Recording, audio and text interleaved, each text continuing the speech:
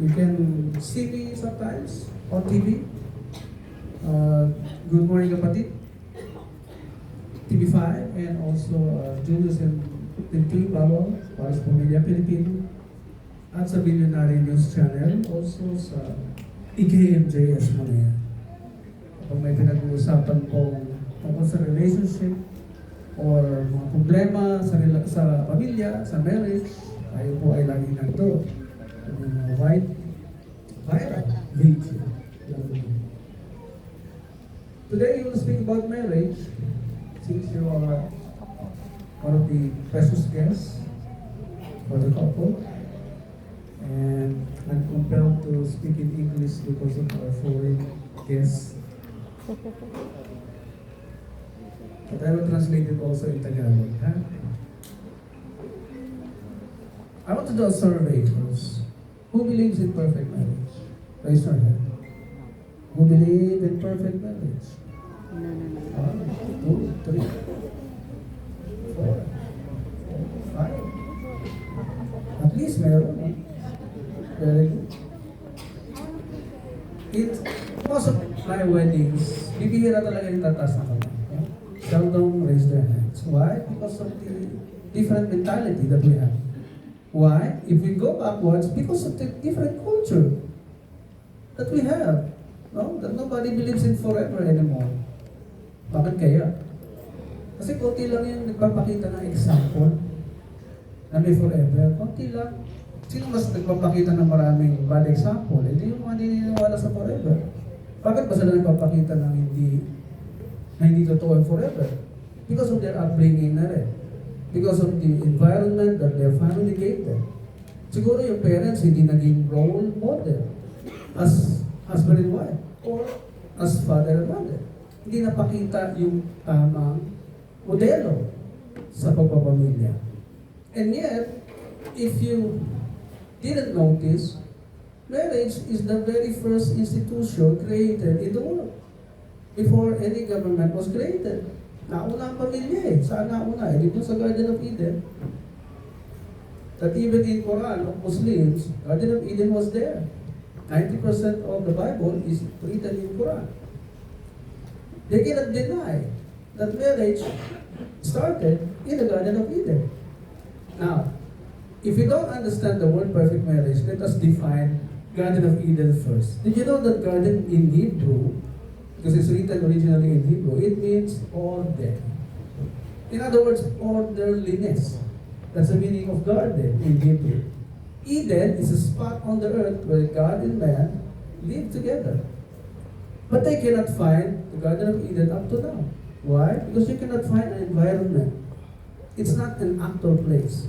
It's an environment created by God, where the marriage was first created. And so, since it's an orderly place, your marriage should be in order too. Diba? Order, in other words, is also organized. Pagiging organized na buhay ang bibigay na example sa atin about marriage. And this doesn't talk about whatever your nationality is, whatever your citizenship is, or whatever race you came from. It doesn't care about where you came from. Okay?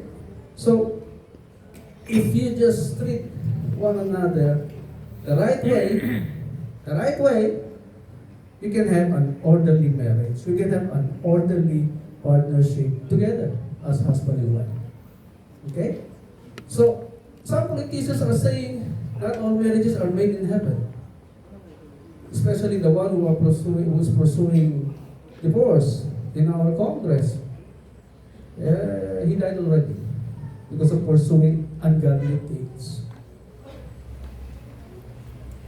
All marriages are supposed to work under the environment of God. Okay? Kaya pag hindi nag-work yung relationship ninyo, lagi kayong stressful sa isa't isa, which it only means hindi ka sumusunod sa tamang dapat gawin bilang asawa. Ano ba tamang dapat gawin kasi father? Ano sabi kanina sa readings? Husbands, love your wives. Pag sinabing love, it's a verb, not just signing a contract. You will have to do many, many things to show your love to your wife. I will focus first to the wife. Later on, I will focus to the husband. So how to love a wife? Di ba? It's your desire, deepest desire. Hinahanap nyo lagi sa husband nyo na lagi kayo binibigyan ng atensyon. Di ba? Hinahanap nyo lagi sa husband nyo na dapat kayo protektahan all the time. Maging sa pagbabasa, sa paglalakad. Baka madulas kayo. And yet, iba na yung nangyayari ngayon. Lagi na lang kayo nasa likod, nakabuntot sa husband. Na dapat sabay, hawak ka. Hanggang tumanda. Di ba yun ang sumpaan? Grow old with you? Oh. Ano pa? Gusto nyo lagi kayong binubusog. Tama, mali. Gusto lagi kayo pinapatawa.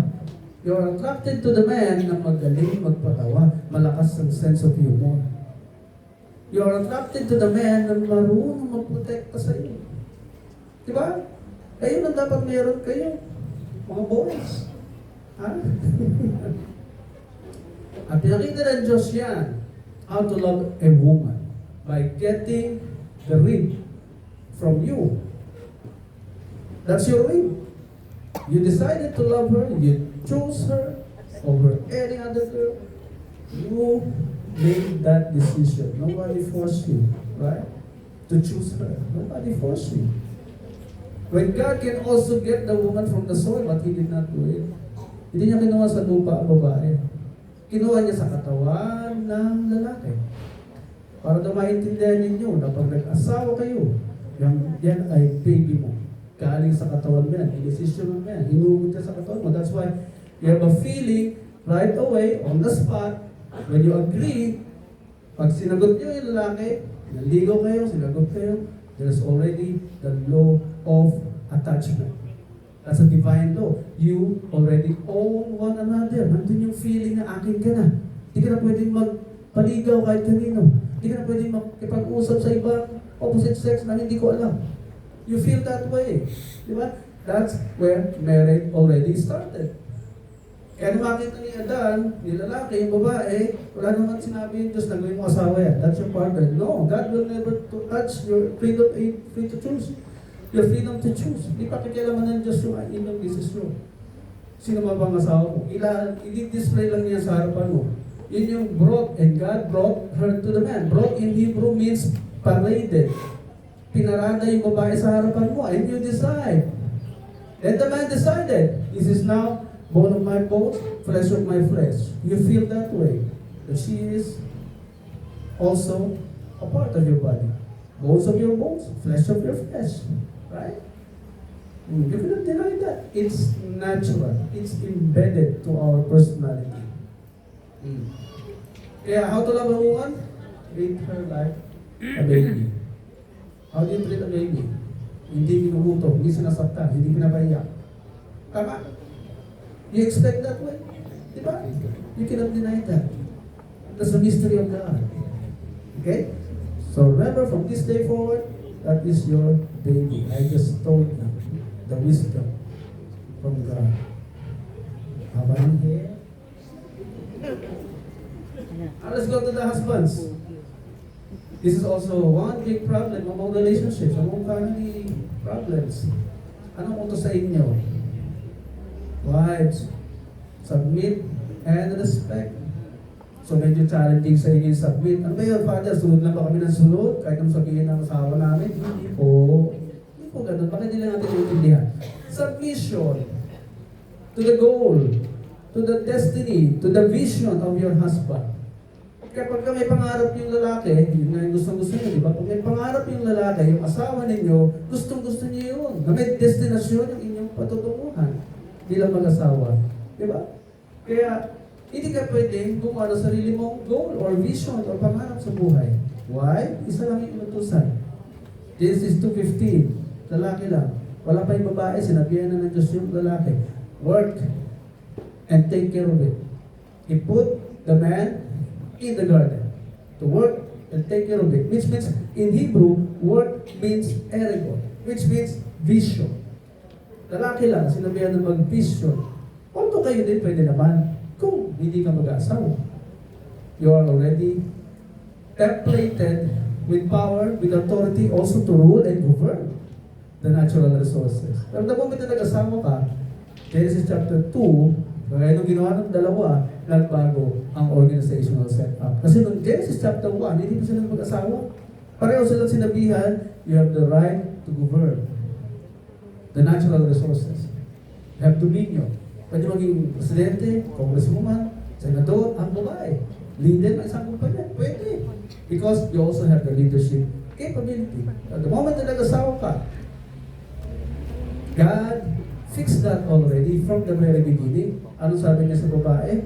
You will experience 4 things. Number 1, I will increase your pain in childbirth. Genesis 3:17. Second, in pregnancy, you will experience hardship. Talaga naman. Kapag ninadala ang bata, may check-up, may monitoring sa health ng bata. Third, your desire will always be to your husband. Lagi mo na naisin ang husband mo sa tabi mo. Dahil may peace of mind pagkatabi ng asawa. Ang lalaki, di po ba? Pangapat, he will rule over you. So make him the leader in the family. Take the lead, brother. If you don't take the lead, she can lead the family and you will never like it. Wala pa ako nakita lalaki na pumayag, patakbuhin ng babae kanyang buhay. Diba? Ayaw nyo, diniligtaan kayo ng mga babae. So take the lead. But consult your queen. Okay? Consult her. So that she will not blame you for anything. Because she is involved in the decision making. You consulted her. Okay, girl? Diba? Walang sumbatan. After all, hindi mo masasabi later on na parang wala naman sa marriage na to. Parang wala na ko asawa. Diba? Kasi hindi kayo nakukonsulta. Kasi ang feeling minsan ng lalaki, yun ang challenge sa inyo, feeling nyo, kayo lang lagi ang may right on decision, which is wrong. Ha? Mga sir? A leader without a heart is a dictator. Ha? A leader without a heart is a dictator. So always give your heart to your spouse. Okay po? That's a mission. Next is respect. How to respect your husband? It goes as far as bawal sermonan. Ang sermonan ng husband mo at para makita sa kanya mas matalino ka at mas wais ka. Naku, hindi na kakausapin niya. Alam niyo ba sa Japan, mayroon sa lalaki hindi disrespect. 20 years, hindi niya kinausap asawa niya. Pero mag-asawa sila, nasa bahay lang. Hindi sa kinausap, 20 years. Kaya nila yun. Hindi niya malalaman kung ano ang ginagawa niya. O, kasi hindi disrespeto mo eh. Kasi the moment you violate natural law, ang lifetime, ang consequences yun, lifetime. Dinisrespeto mo, inignore mo, tinatawagan ka, hindi mo kinolba, kumain ka matawag ng tawag. That's disrespect. Karapatan niya malaman kung nasan kayo. Bahagi kayo ng katawan niya. Diba? Oh, you're part of his body. And you need to know where you are. And wherever you go, it's subject to your husband's approval. Huh? Because he is responsible to you. Diba? Anong mangyayari sa'yo? The father already transferred the responsibility to you. You will now play the role of the father and husband for a lifetime. No holiday, no day off, no retirement. Diba? What else? Wag iinsultuhin ng asawa, ang husband. Huwag sasabihin na mas malaki nga kumita sa iyo. Huwag nyo ganun din ang husband nyo. Kasi divine law yan eh. Pag divine law pinag-usapan, wala na kayo right mag-complain, mag-negotiate. Yun ang kaibahan. Walang demokrasya sa Bible. Ang democracy is from the Greek people. Invention nila yan. Pero yung God, when you deal with Him, no. There's no democracy. You only need to please Him. God. Please Him. Hindi niya role tayo pasayahin. Kasi naka-set up na everything that we need to make us happy. Naka-set up na. Okay po? Makapag-usapan ng marriage talaga sa totoo na. napakalawak. Pero ito yung mga basic na madalas namimiss natin. Also, husbands, do not be harsh to your wives. Why? They are created to be emotional. Sabi ng science. Hindi nag-explain ang Diyos. Basta pag sinabi niya, sundin mo lang. Ha? Science discovered that every woman was designed to be emotional. So you cannot be harsh to any woman. Kahit nag-girlfriend, boyfriend pa lang kayo, hindi pwede maging harsh sa babae. Kahit sabihin mo, totoo naman na, mataba ka. Eh, totoo nga mataba ka, huwag mo naman direktahin. Masakit yun, di ba ma'am? Because most men, nag-aasawa na ng basta, nang hindi inaalam yung mga do's and don'ts. Di ba? Kahit pa sabihin mo, totoo naman maalat luto mo ah. Oh, nakakatuwa ba yun? Hindi na magluluto uli yan. Di ba? It's harsh. Do not be harsh. Okay? Forgive me if this is long. Okay? Because you need to know this. Okay? This is your guarantee. The knowledge, this is your guarantee for you to enjoy marriage. Because it's supposed to benefit the both of you. Huh? Huwag i-stressin ang isa't isa. Don't stress one another. Huh? Sa positive psychology, puro magagandang salita lang sasabihin sa loob ng tahanan. Ha? Puro mabubuting salita lang ang sasabihin sa tahanan. Sa mga anak, sa asawa. O nakanonood ng telenovela, it's toxic, it's laso. Yung mga top telenovela Korean, Filipino, Legal Wife, ha? Laso niyan eh. Na kahit yung asawa mo nananahimik, trabaho ng trabaho, bigla mo pagdududahan pag-uwi. Ikaw ha, baka naman ginagawa mo ha, nilalaso na yung utak mo ng mga TV natin. Avoid niyo yan. Ang katawan natin ay designed only to receive good thoughts, good things, beautiful things. Yun lang ang design ng katawan natin. Kaya the moment na napasukan ng laso niyan, dahan-dahan sisirain ang katawan mo. Okay po?